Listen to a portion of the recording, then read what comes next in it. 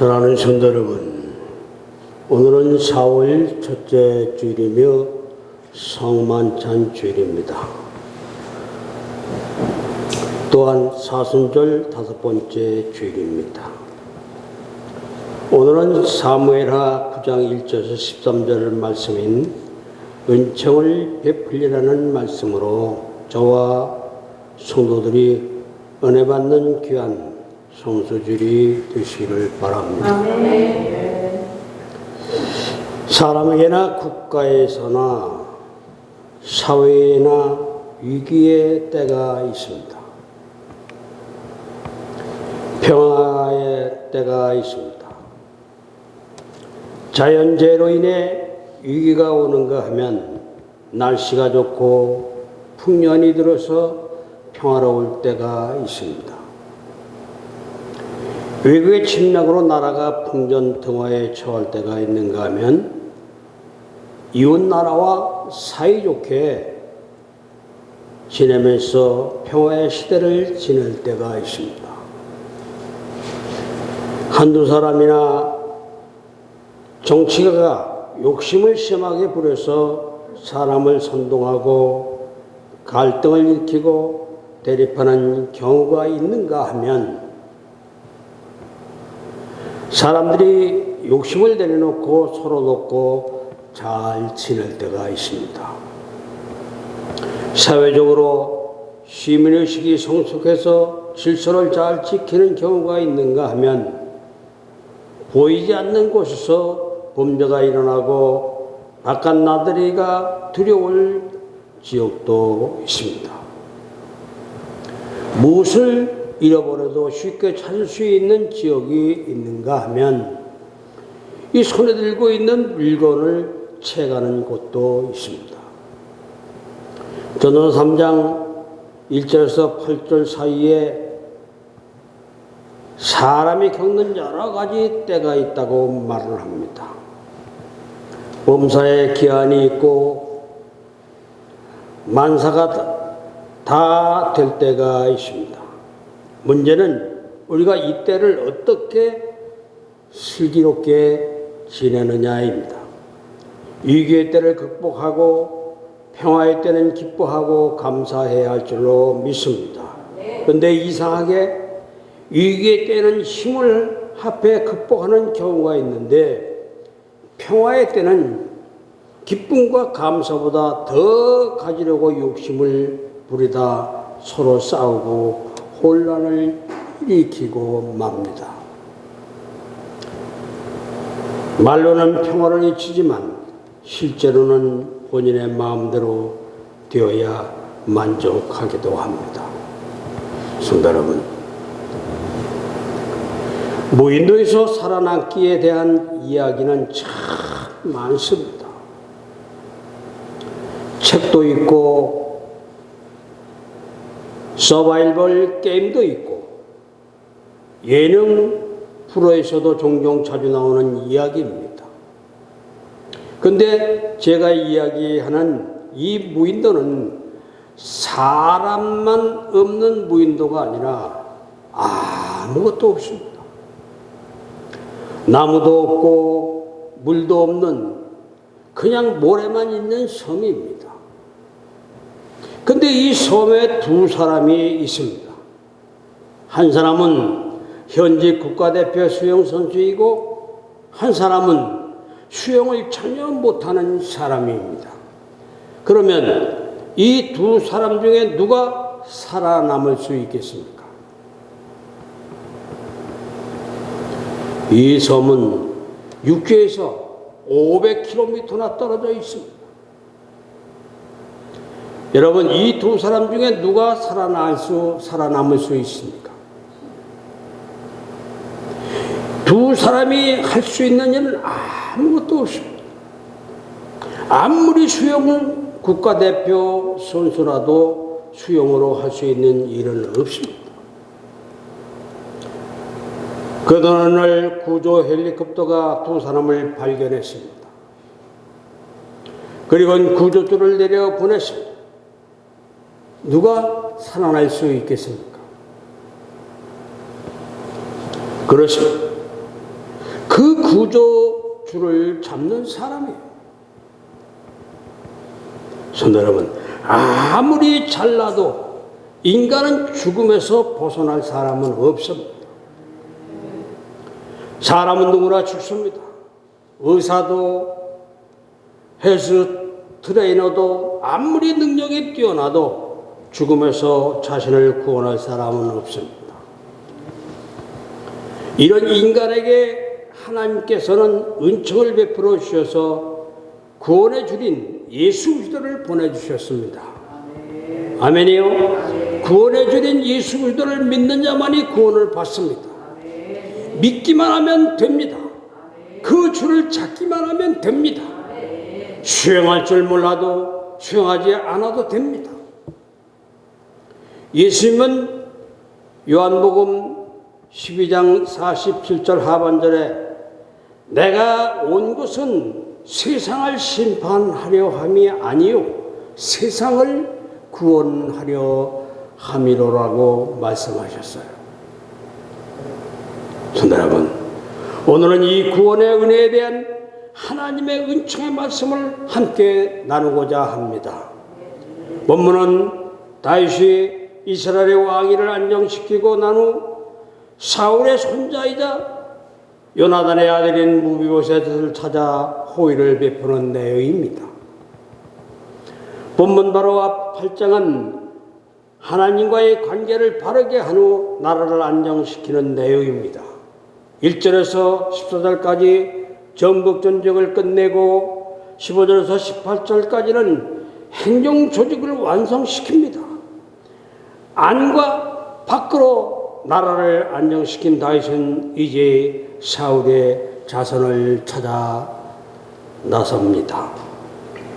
대개의 경우 왕권 안정의 걸림돌이 되는 이 사울의 자손들을 축소하는 것이 일반적입니다. 예를 들어 조선이 건국되고 난 뒤 고려 왕족들을 죽인 일이나 대한민국이 건국되고 난 뒤 고종의 후손들을 핍박한 것도 같은 맥락입니다. 다윗은 사울의 가진 핍박과 수많은 죽음의 고비 속에서 왕이 되었고 사울의 자손들이 왕권의 위협을 주곤 했기에 사울의 자손들을 찾아내면 숙청하거나 핍박을 주는 것이 상식인데도 오늘 본문은 다윗이 은총을 베풀고 축복하는 아름다운 모습입니다. 다윗은 사울 가문의 종이었던 시바를 불러 사울의 집에 아직 남은 사람이 있는지 묻습니다. 시바는 다윗의 의중을 간파하고 요나단의 아들 하나가 숨어 지낸다고 말을 합니다. 이 말을 들은 다윗은 마길의 집에 숨어 지내던 무비보셋을 찾아 부르게 됩니다. 무비보셋은 요나단의 죽을 당시 5살가량 되었습니다. 이 사무엘하 4장 4절 하반절에 보면 그의 나이가 5살이 되었는데 그 유모가 안고 도망할 때 급히 도망하다가 아이가 떨어져 절개 되었더라고 이야기가 있습니다. 그런데 사무엘하 오늘 본문 9장 13절을 하반절에 보면 그는 2 발을 다 절더라고 기록하는데 이를 보면 단순히 저는 정도가 아니라 심각한 장애를 갖고 있는 것을 알 수 있습니다. 왕족으로 태어났지만 5살 때까지 왕국에서 살았고 그 후에는 17년에서 18년 요나단의 아들이라는 그 사실을 숨기고 멀리 요단 동편의 로드발 암미아의 아들 마길의 집에서 숨어 지냈습니다. 언제 발각되어 죽을지 모르는 하루하루 공포 속에서 살았습니다. 오늘 12절을 보면 무비보셋에게 어린 아들 하나가 있으니 이름은 미가더라. 시바의 집에 사는 자마다 무비보셋의 종이 되니라고 말씀이 있습니다. 결혼하여 아들이 하나 있었는데 오히려 이것이 더 위협의 요소가 되었는지도 모릅니다. 두 다리를 제대로 사용하지 못하는 장애를 가진 데다 숨죽여 몰래 숨어 살아야 하는 이 무보셋에게 어느 날 다윗이 찾는다는 소식을 듣습니다. 두려움에 떨던 무보셋은 다윗 앞에 엎드려 다윗의 상처만을 바랄 뿐입니다. 그런데 다윗은 무보셋이 전혀 예상하지 못하는 뜻밖의 은총을 베풉니다. 다윗은 무보셋에게 사울의 모든 밭을 다시 돌려줍니다. 그리고 다윗의 상에서 밥을 먹게 됩니다. 아멘이요? 성도 여러분, 이것은 두 가지 의미를 갖습니다. 하나는 무보셋이 다윗의 가족이 되었다는 의미입니다. 또 하나는 다윗의 국정에 참여하게 되었다는 의미입니다. 당시는 식탁에서 주로 정치가 이루어졌기 때문에 무보셋은 감격하여 고백을 합니다. 오늘 본문 8절을 우리 다 같이 읽어보겠습니다. 시작.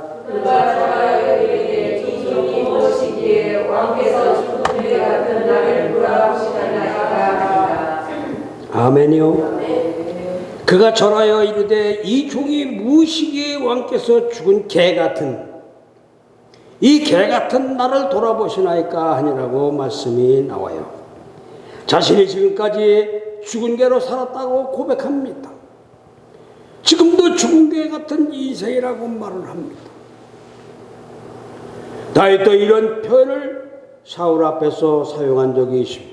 사무엘상 24장 14절에 보면 이스라엘 왕이 누구를 따라 나왔으며 누구의 뒤를 쫓나이까 죽은 개나 벼룩을 쫓음이다라고 말씀이 있어요. 자신의 처지를 가장 낮춰 부를 때 쓰는 표현입니다. 사실 무보셋은 이렇게 살았습니다. 그런데 아무런 공로도 없는 자신을 다윗이 호의를 베풀어 구원해주고 살려줍니다. 무보셋은 값없이 다윗으로부터 구원을 받습니다. 그런데 본문을 잘 보면 다윗이 강조하는 말이 있습니다. 은총을 베풀리라. 은총을 베풀라는 말씀이에요. 오늘 본문 1절과 3절, 7절에서 3번씩이나 반복해서 말씀합니다. 3절에 보면 다윗은 하나님의 은총을 베풀고자 한다고 말을 합니다. 히브리어에는 헤세드 엘로힘으로 되어 있어요. 다윗이 자기가 은총을 베푸는 것이 아니라 하나님이 베푸시는 은총이라고 말을 해요. 하나님이 베푸시는 은총. 그 하나님의 은총의 배경을 7절에서도 말하고 있습니다. 요나로 말미암아 은총을 베풀리라입니다. 은총을 베풀리라. 사무엘상 20장 12절에 보면 요나단이 다윗에게 이렇게 말합니다. 내가 내일이나 모레 이맘때 내 아버지를 살펴서 너 다윗에게 대한 의향이 선하면 내가 사람을 보내어 네게 알리지 않겠느냐라고. 이렇게 무보셋의 아버지 이 요나단은 정말 다윗에게 이런 말을 합니다. 이렇게 요나단은 자기 아버지 사울의 의정을 다윗에게 이야기하여 죽음을 머쓱게 됩니다. 그래서 다윗은 이 요나단의 은혜를 기억하면서 오늘 보면 7절에서 내가 반드시 네 아버지 요나단으로 말미암아 내게 은총을 베풀라고 이야기한 것이에요. 다윗과 요나단은 이스라엘의 하나님 여호와의 이름으로 맹세하였는데 다윗은 본문에서 무보셋에게 그 맹세를 말하며 은총을 베풀기로 한 약속을 지킵니다.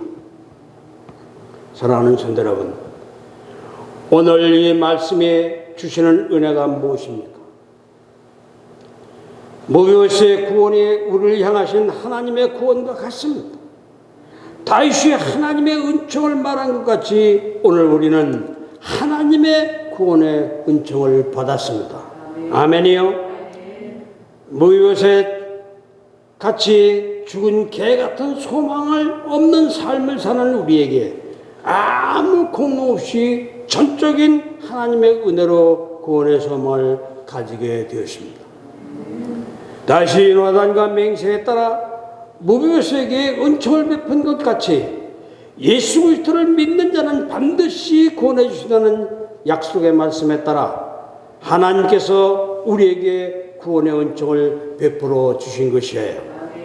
오늘 우리는 다윗이 무비보스에게 베푼 은총의 과정을 통해 우리를 구원하시는 하나님의 은총을 생각하며 은혜를 나누고자 합니다.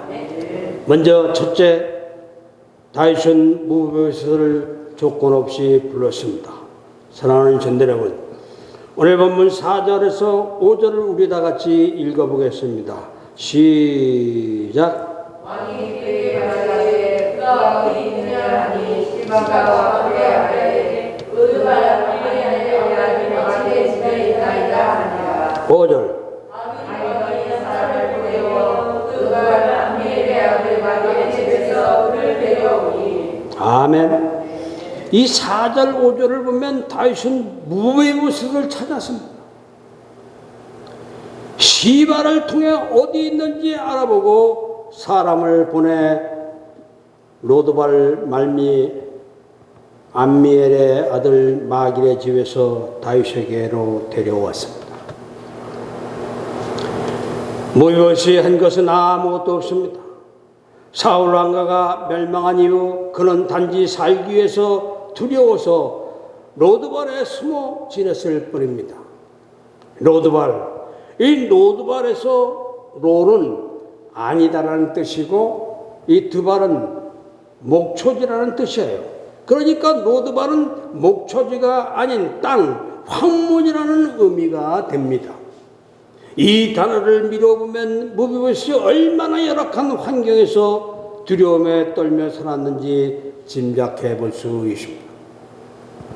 다윗의 신하들은 무비보스의 상태에 관심을 보이지만 다윗은 무비보스의 어디에 있는지에 관심을 갖습니다. 그만큼 다윗은 무비보스를 진심으로 측은히 여기고 있는 것이에요. 사랑하는 성도 여러분, 이것이 하나님의 마음입니다. 하나님은 우리를 조건 없이 부르셨습니다. 예수님은 우리를 구원하시려고 이 땅에 찾아오셨습니다. 예수님은 제자들에게 먼저 찾아오셨고 삭가오에게 찾아오셨고 수가성 여인에게 찾아오셨습니다. 요한복음 4장 3절과 4절을 보면 예수님께서 유대를 떠나서 다시 갈리로 가실새 4절에 보면 사마리아를 통과하여야 하겠느니라는 말씀이 나옵니다. 사마리아를 통과해야 하겠느니라. 이 사마리아로 통과하셔야 하는 이유가 무엇입니까? 사마리아에 있는 수가성 여인을 만나기 위해서요. 수가성 여인을 구원하시려고 가지 않아도 되는 이 사마리아를 일부러 통과해야 가신 것입니다. 예수님께서는 우리에게 구원의 은총을 베푸시려고 하나님이신 그분께서 일부러 육신을 입으시고 이 땅에 오셨습니다. 예수님께서 주시는 구원의 은총은 까다롭지가 않습니다. 어떤 일을 했든지 묻지를 않습니다. 얼마나 능력이 있는지 확인하지 않습니다. 구원의 은총은 남편이 다섯 있었던 여인을 책망하지 않았습니다.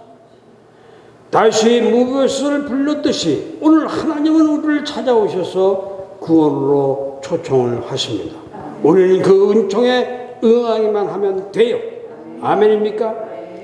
로마서 5장 8절의 말씀을 보면 우리가 아직 죄인 되었을 때에 그리스도께서 우리를 위하여 죽으심으로 하나님께서 우리에 대한 자기의 사랑을 확증하셨느니라. 확증하셨느니라는 말씀이 있어요. 성도 여러분, 다시 무비보스를 부른 것 같이 하나님께서는 예수 그리스도의 이름으로 우리를 부르십니다. 그 부름에 아멘으로 응답하셔서 무비보셋 같은 삶에서 구원의 은총을 힘입는 여러분이 되시기를 바랍니다. 아멘. 아멘. 아멘. 두 번째로 다윗은 조건 없이 용서했습니다. 사랑하는 성도 여러분, 무비보셋을 왕궁으로 부른 다윗은 무비보셋에게 어떻게 했습니까? 먼저 무비보셋의 생각을 알아보고 반역의 의사가 있는지 조사해 봐야 하지 않겠습니까? 또 앞으로 다윗에게 충성할지 다짐을 받아야 하지 않겠습니까? 그런데 다윗은 무비보셋을 보기도 전에 먼저 내가 반드시 은총을 베풀리라 라고 말을 합니다. 아마도 일반적이라면 다윗이 무비보셋에게 할 수 있는 일은 세 가지 정도예요. 세 가지. 우선 첫째, 복수입니다. 행한 대로 갚아주는 것이에요. 두 번째는 정의입니다. 정의. 죄를 갚되 법에 따라 갚는 것입니다. 세 번째는 용서입니다. 죄는 믿지만 용서해 주는 것입니다. 그런데 다윗은 이런 수준을 넘어 새로운 사랑의 관계를 시작합니다. 오늘 본문 7절 하반절에 보면 너는 항상 내 상에서 떡을 먹을지니라고 말을 합니다. 가족으로 자녀로 살펴준 것이야. 그러자 무비보셋은 이 종이 무엇에게 왕께서 죽은 개 같은 나를 돌보시나이까라고 말을 합니다. 무비보셋의 회개와 같은 고백이 이어집니다. 하나님은 우리를 조건 없이 부르셨을 뿐만 아니라 또 조건 없이 용서하셨습니다. 우리가 회개하니까 하나님께서 용서해 주신 것이 아니라 우리를 용서해 주셔서 우리가 회개하게 되는 것이에요. 존 웨슬리는 이것을 선제적 은총이라고 말합니다. 선제적 은총. 하나님께서 은혜를 베푸셨기에 때문에 우리가 회개하는 것이고 하나님이 우리를 용서하셨기 때문에 우리가 구원받게 되는 것이에요. 무비보셋의 공로가 전혀 없는 것처럼 우리를 향한 하나님의 용서도 전적인 하나님의 은총입니다. 우리의 공로가 아니에요. 사랑하는 성도 여러분, 다윗이 무비보셋을 조건 없이 용서해 준 것을 생각하면서 우리는 우리를 조건 없이 용서해 주시려고 십자가에서 죽으신 예수 그리스도를 생각하게 됩니다. 하나님은 예수 그리스도를 통해 먼저 우리를 조건 없이 용서하셨습니다. 아멘입니까? 세 번째로 다윗은 조건 없이 축복을 했습니다. 조건 없이 축복을 했다. 사랑하는 성도 여러분, 조건 없는 용서뿐 아니라 더 놀라운 것은 다윗의 조건 없는 축복입니다. 이 축복의 내용은 서론에서 말씀드린 바와 같이 7절에도 나옵니다. 오늘 본문을 보면 유독 먹는 내용이 많이 있어요. 7절에 먹을지니라. 10절에 보면 항상 내 상에서 떡을 먹으리다. 그리고 11절에 왕의 상에서 먹으리라.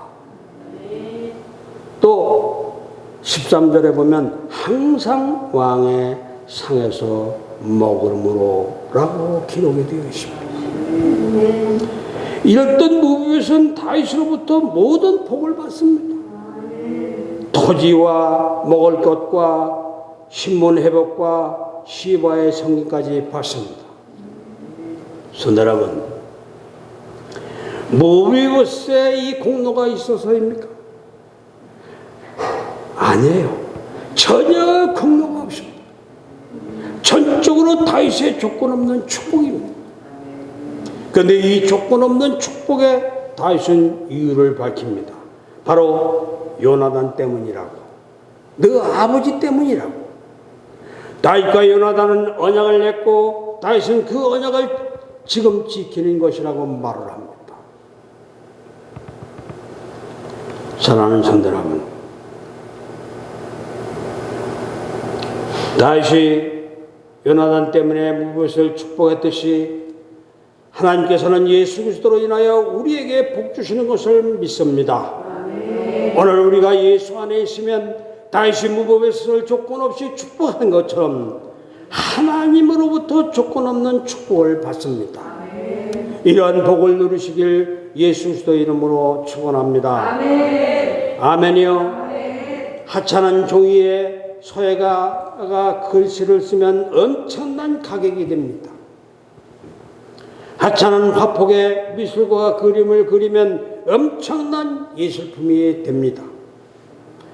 하찮은 서류에 경영자가 사인을 하면 엄청난 가격의 결제가 됩니다. 예수 그리스도의 십자가의 죽으심이 누구에겐 하찮아 보여도 그것을 믿는 모든 사람에게는 구원의 길이 됩니다. 중요한 것은 그 십자가의 은총을 바라보고 주님 앞에 나오는 것이에요. 오늘 다윗이 죽은 개 같은 삶을 살고 있던 무법을 조건 없이 부르고 조건 없이 용서하고 조건 없이 축복한 것을 생각하면서 오늘 우리를 구원하시는 하나님의 은총을 생각해 보았습니다. 여러분도 예수 그리스도의 이름으로 부르시는 하나님의 부르심에 응답하셔서 구원의 은총을 누리시기를 주님의 이름으로 축원합니다. 축원합니다. 기도하겠습니다. 세상에서 위기를 만날 때 권능으로 도와주시는 하나님 아버지, 독생자를 주시고 생명의 말씀으로 함께 하심을 감사드립니다. 하나님께서 주신 소망이 있기에 감사하고 찬양하고 기도할 수 있는 저희가 되어야 했었지만 세상 속에서 방황하고 망각하고 살아온 잘못을 용서하여 주옵소서. 하나님이 기뻐하시는 일에 땀을 흘리고 하나님께 영광을 돌리기 위하여 눈물을 흘리며 잃어버린 영혼을 구원하기 위하여 노력하지 못한 잘못을 고백합니다. 저희 마음에 성령의 기름 부음을 허락하시어 중심으로부터 새로워지게 하시고 지식과 의지까지 변화되게 하여 주시옵소서. 무엇보다도 기도의 열매가 풍성하게 하시고 잃어버린 영혼을 찾아 구원하는 전도 열매가 가득하기를 원합니다. 가정에는 서로 섬기고 사랑하며 용서함으로 화목하게 하시고 교회에는 말씀으로 인한 믿음이 더욱 견고하게 하옵소서. 뜨거운 기도로 인해 하늘의 소망이 빛나게 하시고 서로 용납하고 허물을 덮어줌으로 사랑의 향기가 나게 하옵소서. 누구나 욕심이 잉태하면 죄를 낳는다는 사실을 깨닫고 진실한 삶을 살게 하여 주시옵소서. 우리 교회가 하나 되어 사명을 잘 감당해서 하나님을 기쁘시게 하는 하늘 백성들이 되게 하시고 모두가 하나 되어 평화로운 지역사회를 이루어가게 도와주시옵소서. 예수님의 이름으로 기도드리옵나이다. 아멘.